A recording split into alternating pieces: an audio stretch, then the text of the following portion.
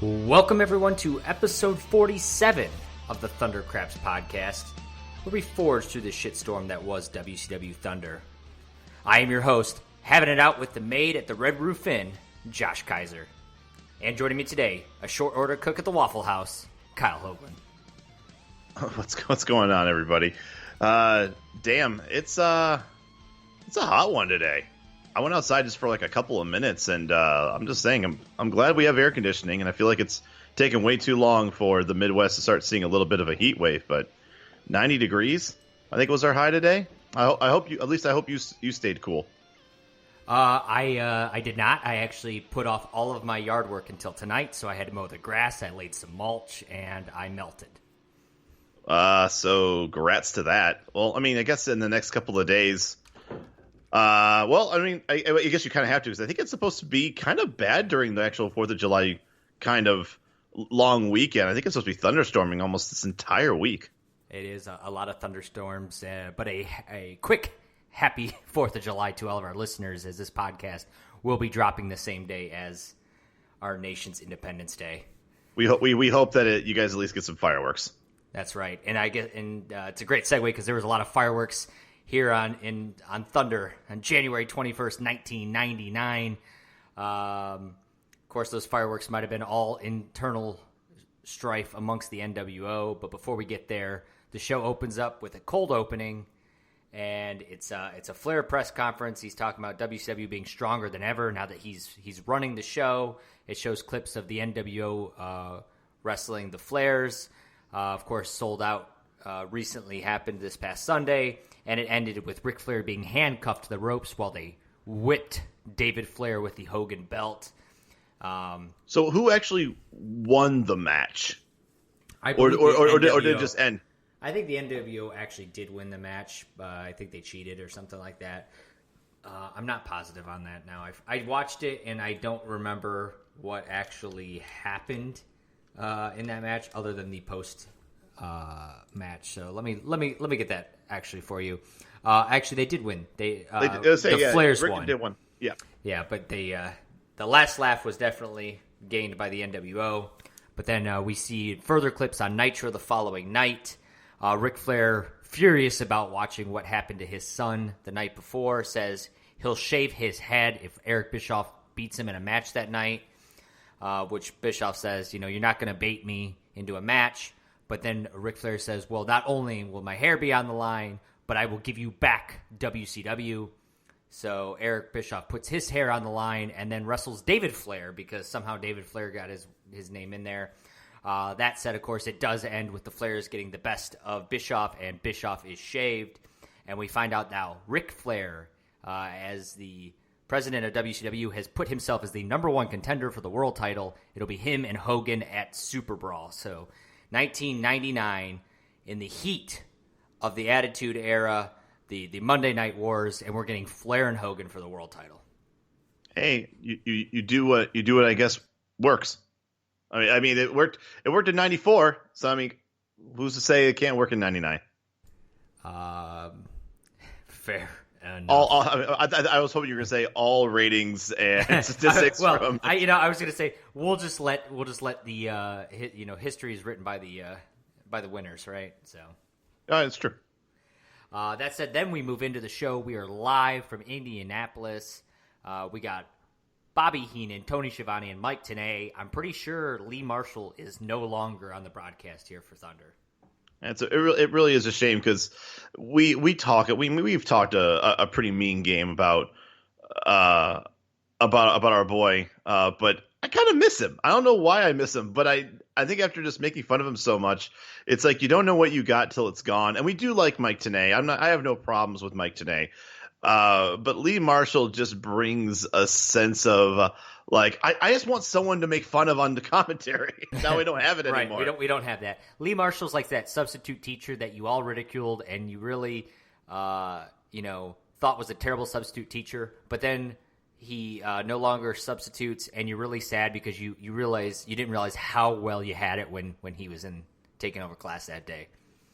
Shout out to Mr. Thayer. How's it going? We then get our first replay of the night, and it's David Flair getting whipped again that we just saw, but now we got commentary team talking about it, or trying to. I felt like both Tenay and Heenan really struggled getting the words out for what they wanted to talk about with this. It seemed like they went to their paper often. Yeah, and obviously everybody is just totally flabbergasted by everything that took place with the NWO and what they did to David Flair. Then we head to the backstage, and our big story of the evening starts to unfold. We've got the B squad of the NWO. It's Bryan Adams, it's Vincent, it's Stevie Ray, it's Scott Norton. Did I forget anybody? Horace, there we go. There's somebody. He was like the main player, man. They're all sitting there discussing things. Stevie Ray says he's angry that they're never getting filled in on what's happening with the Wolfpack, with Nash and Hogan and Hall and Steiner, that they always seem to be a second fiddle. And Vincent says he has a letter right here written from them, and apparently the weather was bad in Tampa, and that's why they're not there yet. To which I guess Scott Norton and Bryan Adams, I think it was those two, or no, Horace and Bryan Adams, apparently both live in Tampa. They were angry because they flew coach in a middle seat, and they weren't invited on that Learjet that that the rest of them are taking. Vincent, of course, trying to play the middleman, saying, give him time, guys, everything's fine. He also calls himself one of the founding fathers of the NWO. He also gets on top of a table like, "Oh, Captain, my Captain," and nails his head against the ceiling, and then gets pulled down by Scott Norton because they're like, "Dude, you fucked that up. Get down on the table." I think that was supposed to be like a legitimate thing. Like he was supposed to get on the table and be like, "Hey, I'm in charge. I'm one of the founding members." But then I don't know. Like it's hard to tell. There's such that fine line between being like just a putz on TV and just accidentally being a putz, right, with a camera in front of you. But I feel like if it was up to Vincent wouldn't want to look like an idiot. So he gets on there and he goes up on the table and then just like it looks like he's gonna have like this big rallying speech, but instead just nails his head to the ceiling. And everyone's just like, I was looking for anyone corpsing. It looked like nobody was corpsing at all, which was good because it's a live show, so you can't like really do that. But like Scott Norton immediately was like, get off the table. So I found that very funny. I think Vincent overall, as the show goes, we always talk about how Vincent is one of the hardest working men in the NWO, and if you want any episode at all that really, really hits that home, it's this one. Yeah, it's definitely a Vincent episode, that's for sure. But our opening bout follows this segment up, and it's Jerry Flynn and Disco Inferno. Of course, Disco Inferno, one of the NWO Wolfpack members that did show up, if you want to buy into that whole ordeal as he's rocking his Wolfpack shirt. I will. We do find out during the match that Disco recently beat Wrath on Nitro. Jesus Christ. So, yeah. Your Wrath match of the night is jobbing to Disco. Yes, Scott Hall helped interfere and cause Wrath the loss, but man, how far he fell so quickly. I know, he went from like never losing to then I think lost to Nash, and then lost to Bam Bam, and now he's losing to Disco. So how the mighty have fallen. Wrath, you'll be missed. Yeah, no doubt. Jerry Flynn will be the mighty who falls in this match. He's going to take the chart buster. I gave it 2 stars, though, and I thought it was a fine opening match between the two, and Jerry Flynn and, Disco had some good back and forth here. Yeah, I agree. I actually almost gave this 2.5 stars. I thought this was a well choreographed match. I gave it 2.25. No botches from what I could see. It's one of those matches where if you have a guy that has like, I think I mentioned it last week where like the Van Hammer match where it's like, let Van Hammer do his 3 pop worthy moves and then just let him take the loss. This was also a very good example of that. You peppered in some of Jerry Flynn's, greatest hit, or 2 hits. I don't know. He has that half decent kind of like kick through over the turnbuckle and he flies over the top rope to the outside. Like that's cool. That's a nice little original move. Good for him. like I said, Jerry did his Jerry things, and um, I think the only problem I had with this match, and the reason why I didn't give it the 2.5 that I think it would have deserved, is that I wasn't a big fan of the booking of this match of having basically two heels going at it, because then you're kind of forcing the crowd to invest in one of them to cheer for, which obviously Disco's going to do. He's definitely on TV more. He's the more charismatic one. He's kind of a goofball. So, people are going to get behind and be more entertained by Disco Inferno. But, Disco's supposed to be a heel. Like, he's trying to join the heel stable. Unless people are kind of seeing him as I feel bad for Disco. It seems like he's trying to be a cool guy and join the cool stable. And they're just kind of like, I guess dangling the carrot in front of him. He's almost like the lovable idiot. Yeah, the lovable idiot that you might just get annoyed by him, so he might get heat there, but also like you might just feel sympathetic towards him, so you're just gonna kind of like laugh at him, and he's not gonna be your favorite, but that's just old Disco Inferno. And I think we're all waiting for him. Like last week, we were waiting for Disco to go to the back and go talk to Hogan and Nash, and then we find out he just gets laid out. So I think we're still waiting for that moment. And because we know it's going to happen, that Disco's already over. Like, he can't be a heel if we know that ultimately the payoff is going to be that the heels beat him up. So maybe I get it from that perspective. Yeah, it's a good point. After this, we go back to the B team. And Scott Norton and Horace have walkie-talkies, and they begin a little segment here where they're trying to hear one another on the walkie-talkies, but they're standing right in front of each other, and it's a lot of comedy right here. And I watch this scene, and I think this is fine. The comedy spot, the couple of muscles in the NWO who are just kind of idiots, and you're kind of laughing at these schmucks. But fucking Scott Norton is recently the IWGP Heavyweight Champion, and here you have him in a let's laugh at Scott Norton and fucking Horace spot. And it's so embarrassing that this is where they put him. It's embarrassing, but on top of that, they are getting more. If I was told as a professional, not as the IWGP champion, but as an American wrestling professional, if I was told, hey, you're going to be here on this Live Thunder, and you are going to be the main, you guys are going to be the main focus of this entire show, I guess I'd be okay with a couple of stupid walkie-talkie, comedy moments if I'm getting a lot of exposure on TV. Because that's what you kind of want. It's kind of like the Conan experiment where, maybe Conan wouldn't have gotten so much of a push. It wasn't for the fact that dude loved being on camera every chance he could.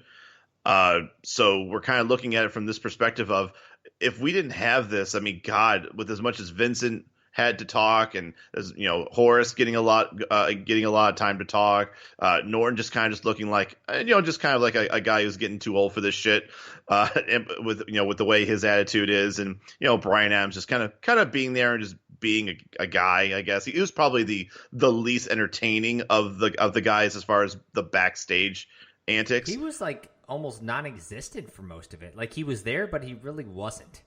Right. But I kind of just look at it as, from a professional, from an entertainer standpoint, you kind of, you take what you could get, especially knowing that you are part of this angle where you are literally called the B team, and you are the mid-card jabronis of this stable that now is kind of defunct. Like, yeah, you had the black and white and the red, the black and white and the black and red, but if you're really looking at who's going to draw and whatever, they've already completely divided this between the people you should give a shit about and the rest of them. So when they get the TV time, you take it. Yeah, I mean, absolutely. The rest of this segment goes on. Vincent, of course, still trying to play leader here. He says he's got Nash and Hogan's numbers, and he'll give him a call. And this is where Stevie Ray doesn't believe him at all. And he said he's got him on speed dial, but he gets their voicemails. I like that Stevie Ray doesn't understand the concept of speed dial. He hits one button. And Stevie Ray's like, "That's not a number." There's no way you called him. But they do find out that the NWO Wolfpack, the red and black limo, is here. It's got the red and black license plate. So Horace goes to investigate by himself. He peeks his head into the window, and boom, he's beaten down. It is the Four Horsemen. Big swerve here. They were actually in the limo. They beat the ever-loving piss out of Horace here. Flair walks away to head towards the ring while the Horsemen continue to beat this beatdown of Horace. I mean, Mongo was using a vacuum cleaner, which I thought was a real nice touch. Yes, absolutely. So then we got Mean Gene. He's in the ring. He's waiting for Ric Flair. But Flair's going to start by discussing Nash and Hall. And he says, starting tonight, we're going to have a tag team tournament culminating in a tag team title match at Super Brawl. So what was the last 2 fucking weeks? Right? I'm sitting here like, wait, why this? Just because Nash and Hall didn't want this tournament, you still were having it. Now you're saying, no. Now for real, guys, we're having it. Man, I just feel bad for Fit Finley and Dave Taylor, who actually got a win. And now they got to start over? Yes. Doesn't make any sense at all, but okay, here we are. Then he's going to start talking shit about Hogan. Basically says that while he was out, wrestling with the Harley Races and the Lugers and the Stings of the world, Hogan was walking the red carpet, going to the Oscars, making movies, and that, Hogan can't carry his jockstrap, and says, people in the back like Chris Jericho. Do you think Chris Jericho looked up to Hulk Hogan? No, he looked up to the Ric Flairs of the world, and then says something about how he's going to take Hogan's wife home and make a woman out of her. So let me correct you on that. That was not towards Hogan. If you actually look at that, as he's talking, he gets the attention of some guy in the front. And I guess he was either talking smack or he was a Hogan fan or something. Flair says that to a guy in the crowd. Oh, I thought he said something about his beautiful wife and then says, I'm going to take her home and make a woman out of her. No. Unfortunately, this was actually like a tame Ric Flair with, that sense. But no, he was just talking about, you have a wife and 2 beautiful children. He's like, and the feeling I had when you laid your hands on one of my children and that kind of thing. But no, he looks down at the crowd and says like, you better watch it or I'll take the woman of yours and I'll make a woman out of her. And no, that was to somebody in the crowd. Oh, well, even better. All right, Flair, that's one way to get babyface cheering, I suppose. Yep. We then go back to the B team. They're checking on Horace, who has got his ass kicked. And while most of them are concerned about Horace's health, Vincent's concerned about where his T-shirt went. Loved it.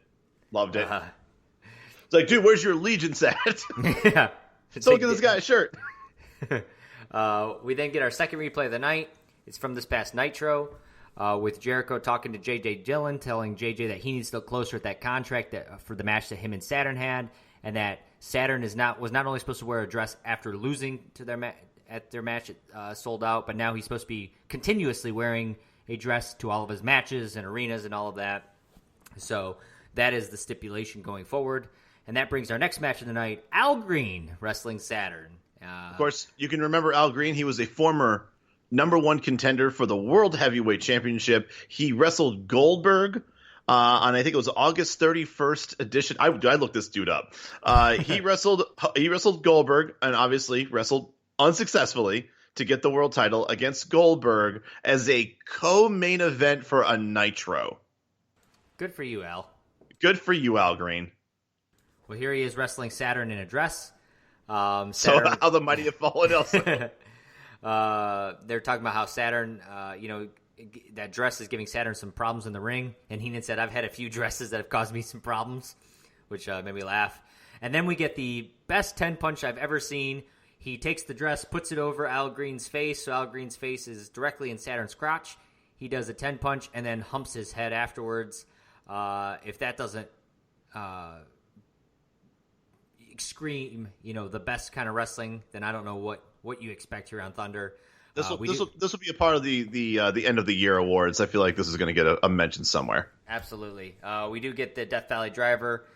Saturn's going to be your winner. I gave the match 2 stars. I thought it was fine, and I thought they did a good job of telling that story of Saturn, having to wrestle in a dress. Yep, I agree. 2 stars, entertaining enough. Pretty common squash match. Not really much more to add to it. After this, we get our third replay of the night. It's more of these clips, some of which we've seen on Thunder, of Raven and Canyon hanging out at Raven's house with his mom and sister and grandma and all that, trying to tell him that he needs to get help. And then, of course, Jim or Sandman shows up. And there's some segments with that, and it ends with Raven digging through a closet and finding all these hidden pictures of Roddy Piper. So I don't know if his mom's got a fetish for Piper or what's going on there, or why Roddy Piper has made his way into the segment. Only thing I thought about was when he was pulling out pictures out of a closet, I'm like, is this going to be like risque? And then he pulled out Roddy Piper pictures, and I got even more. I had more questions. So yes, exactly. And then we go to the match of the year, Century. I don't think it's going to get much better than this. Glacier and Kenny Chaos, Kyle. When we signed up to record and review every episode of Thunder, you had to have assumed at some point you get to the point where Kenny Chaos and Glacier would be wrestling, right? I wasn't ready for this match. My body wasn't ready for this match. Well, Glacier wasn't ready either, as he's going to lose to the Springboard Lariat, star and 3/4. It's a fucking Kenny Chaos and Glacier match. I don't want to talk any more about it. All right. star and 3/4. The only thing I had to say on here is that this is what Glacier has become now. He is now an enhancement talent for Kenny fucking Chaos. So, once again, how the mighty have fallen. No doubt. That's former tag team champion Kenny Chaos at that. That's just true. We then go back to the B team. Of course, Vincent's telling them all we need to head to the ring. And after they leave the locker room, Vincent takes off his black and white NWO shirt, and he's rocking a red and black NWO shirt. So things are about to heat up. Are we supposed to, like, were we as the viewers supposed to be like, oh my God? Or are we supposed to obviously be like, what the fuck is Vincent doing? Like, it seems like, oh my God, is this like a swerve? But Vincent's like the opposite of the guy that I would react to a swerve. So right. the fact that they picked him, I don't know. It's Vincent weird. Rocking that shirt is like Disco rocking that shirt for me right now. It's worse, I think. So they do all head out to the ring. Vincent comes in last, rocking that shirt. So they all kind of take note that he's wearing the red and black. He gets on the microphone and starts calling out the Horsemen. Says that the NWO is entering the tag team tournament, and Bryan Adams and Horace are tagging up. And then he says, tonight, myself, Scott Norton, and Stevie Ray are challenging the Horsemen to a 6-man tag match. And I have to say, no one in the NWO standing there or in the crowd or at home or listening to this podcast or watching Thunder in 2019 can be excited about any of this right now. Don't you dare speak for me, but you're right. So it's just funny to me as Vincent enters two of them in a tag team tournament and they're not happy about it. Well, you know what's probably not they're not happy about it is because the NWO has clearly stated that this tournament is never going to happen. And then the first thing Vincent does is put two people in the tournament. I just thought that was just poetic. Yeah. That's a classic thing for Vincent to do. It really is. After this, we get our next match of the night. It's Norman Smiley and Booker T. We do find out that the Horsemen have accepted the challenge during this match. But as for the match itself, pretty good action back and forth. The big wiggle is over. Norman Smiley teases it a few times, and the crowd is ready to burst. He is going to hit his swinging scoop slam, which I thought was kind of impressive. I think it's just because Booker T's so tall that I thought he's definitely the biggest guy that we've seen him do that to, and he still looked like it was easy. And even the commentary booth like lost their shit rightfully, too. Yeah, exactly. We do get the 110th Street Slam, which Norman Smiley kicks out of. We get an axe kick. Booker T's heading up top for the missile drop kick, and this is going to lead to Norman Smiley running out of the ring and getting counted out. I gave the match 2.5 stars. I didn't love the count-out finish. I didn't hate it, but I didn't love it. But I thought it was great psychology from Norman Smiley, the fact that he was able to, he kicked out of the big moves. He knew when to escape the ring, and then ultimately knew, like, hey, I'm about to lose this match. I'm just going to walk away without getting pinned. I think it continues that maybe these two are going to wrestle a little bit more going forward. I'm just theorizing on that. The only thing I have an issue with is I feel like Norman Smiley is constantly getting cheered now, and they're still sort of booking him like he's the heel. And I think at some point that's got to change. Yeah, I get it. I think it's almost like the cat, where I think some people actually kind of enjoy when he comes out because of just how animated he is.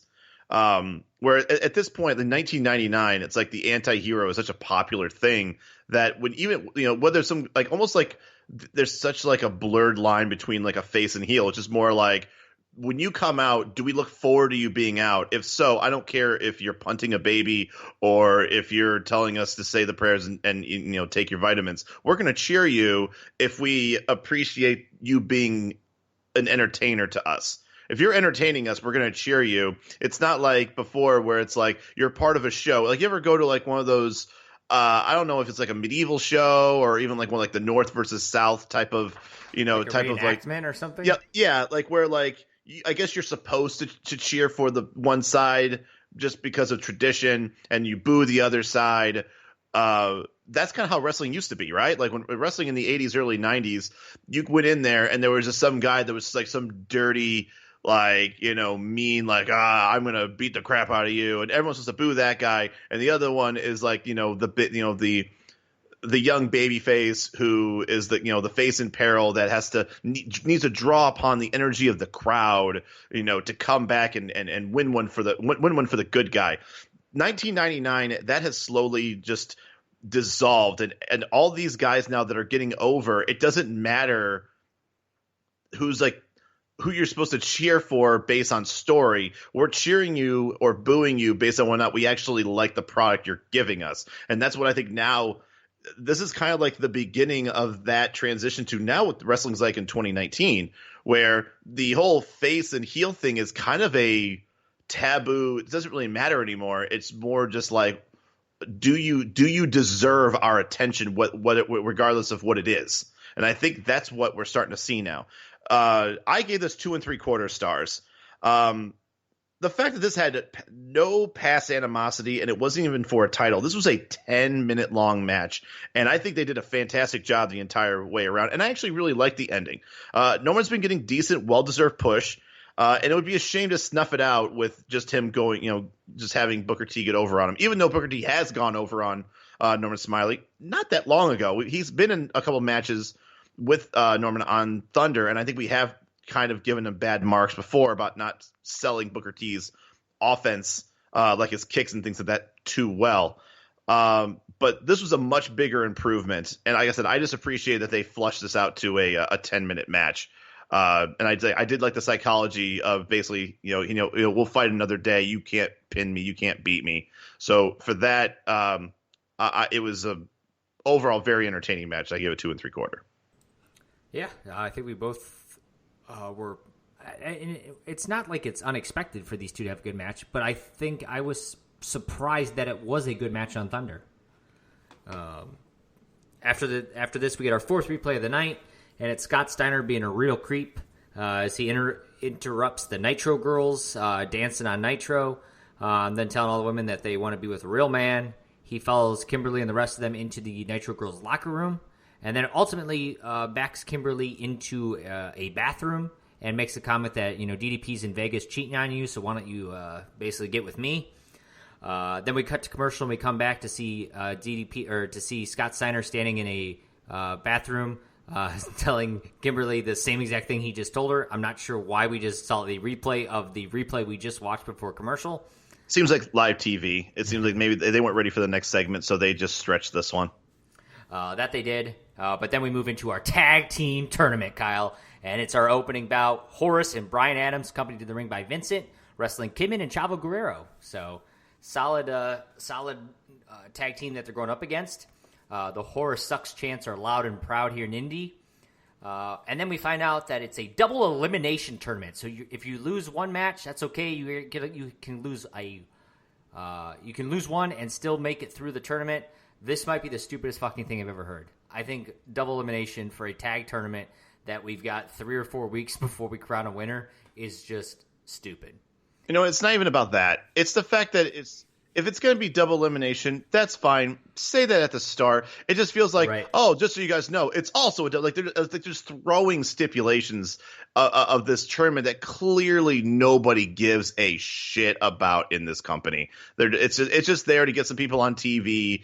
Crown the tag. The tag titles are such and have been probably since we started watching, right? Yeah. I'll give you that. I think the Steiners had it when either the Steiners had it or the Outsiders had it. They were back and forth early on, but it wasn't.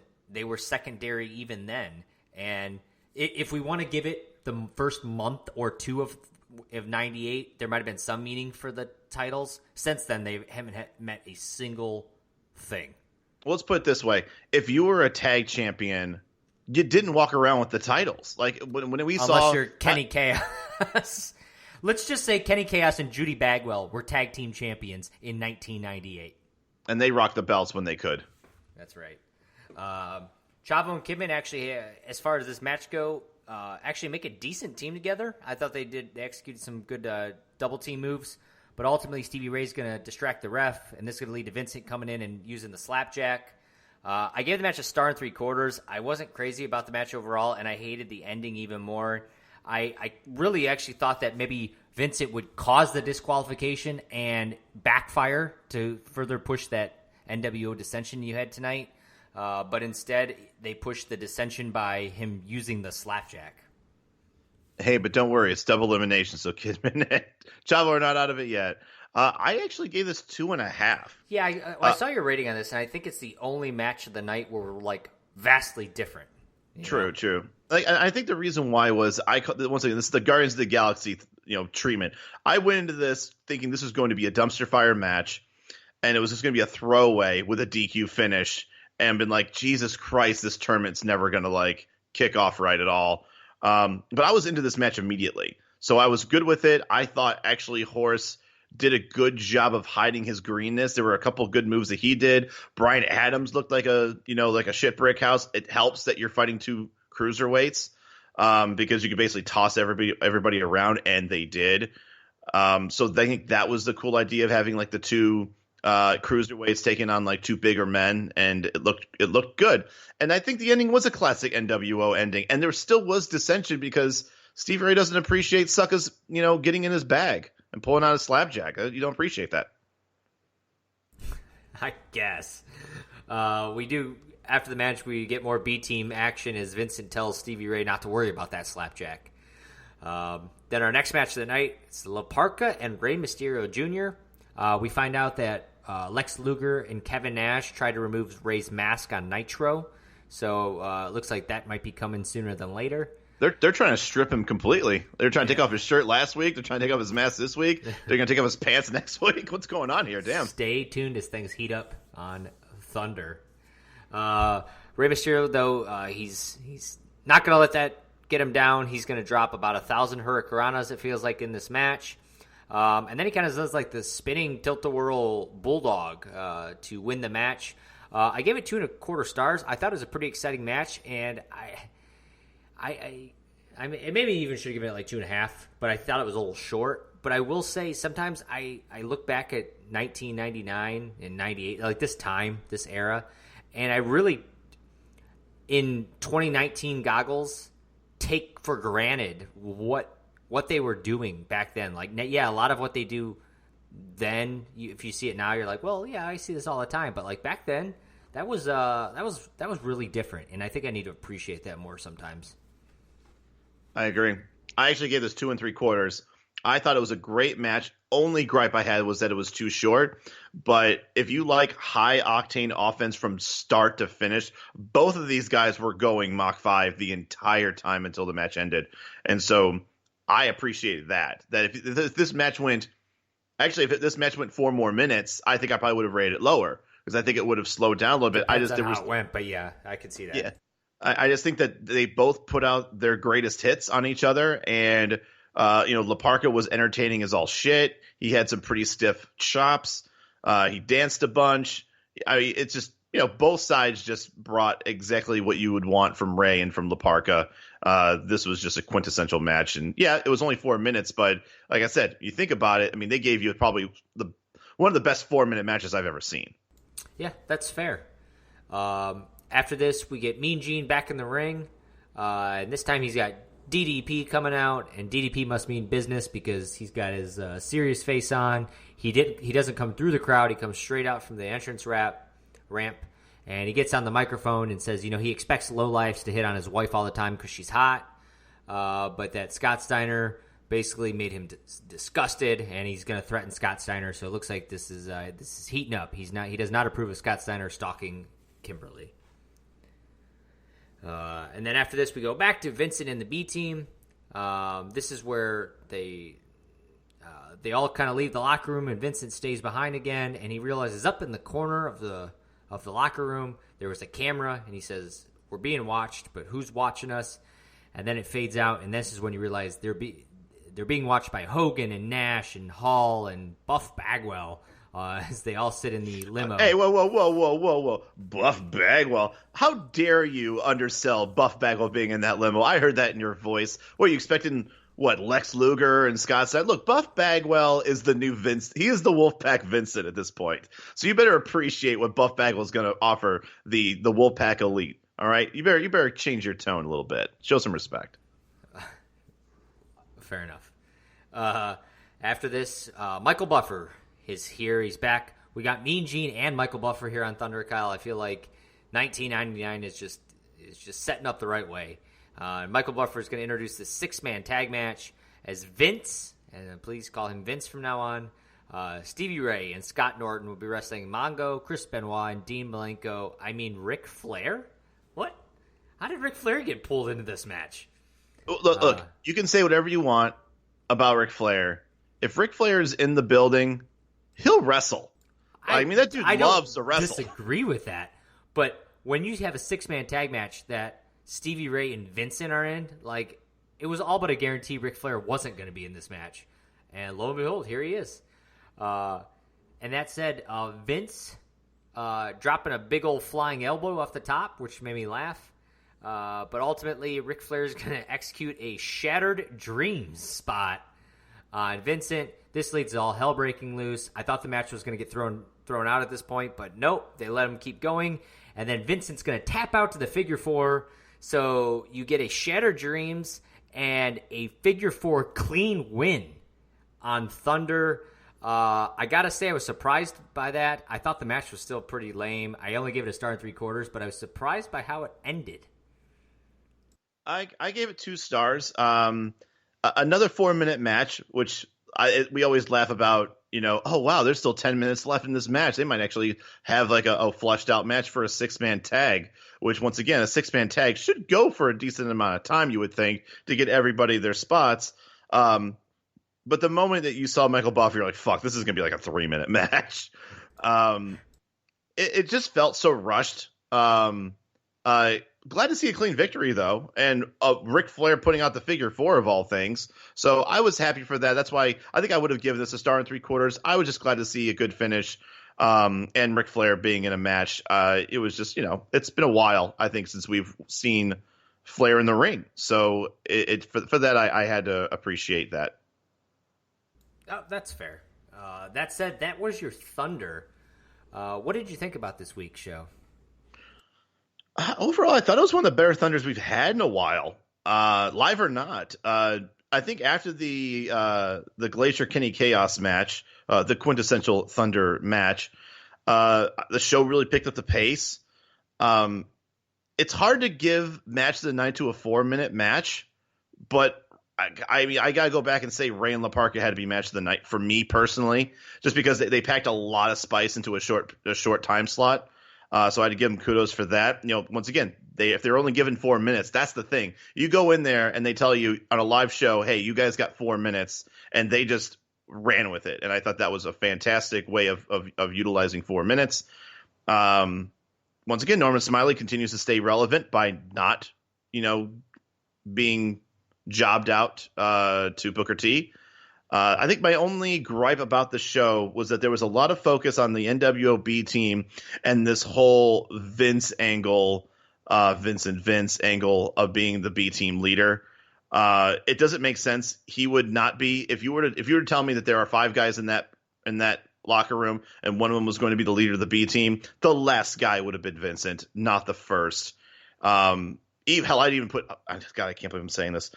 I'd put Horace over Vince just because he's Hogan's nephew. Once again, there's more decorated units of the B team. Vincent's the bottom of the totem pole. It's not believable for him to be, the guy who's in charge of the B team. Yeah, it's for me. I agree. Way too much NWO B team, but that said, this was kind of a complete show, and I mean, we don't see that a lot on Thunder where there's like an ongoing story from the start to finish. It actually kind of had a conclusion to it. The match quality throughout was okay for the most part. To your point, there was actually some better than okay matches. And they told an overall story, which is like the best way to handle the show is like, what is your story of this show? It's just unfortunate that the story was Vincent and the NWOB team. But other than that, yeah, I would say this is probably one of the better Thunders than we've seen in a while. If you were to tell me that before this, that the main focus of the show was the NWB team and Vincent, kind of establishing himself as the leader, like that's the main focus of the show, I wouldn't even watch this episode. But with that said, this was an actually decent show. Yeah, absolutely. And I would never have guessed I would enjoy a Vincent episode, but here we are. 1999 is a crazy time. But that said, that's all we got to talk about this week. So if you haven't yet subscribed to the show, what are you waiting for? Go find us on your podcast listening device. Leave us a review. It helps us out. And, of course, give us a follow on Twitter at Thundercraps. Tweet at us. Let us know what you think about the show, what you think about good old Vince, and, whatever else the NWB team has to offer. That said, you can always go to thundercraps.com for all of our previous episodes. If you haven't caught up yet, go catch up now. And then watch Thunder 48. It's January 28th, 1999. We're getting closer and closer to Super Brawl. And whatever's going to happen with the NWB team and what's going to be a pre-tape show in Indy, I'm sure. For Kyle Hogan, I'm Josh Kaiser, and we will see you next time on the Thundercraps podcast. We are Disco Beat Wrath on Nitro and out of time. See ya.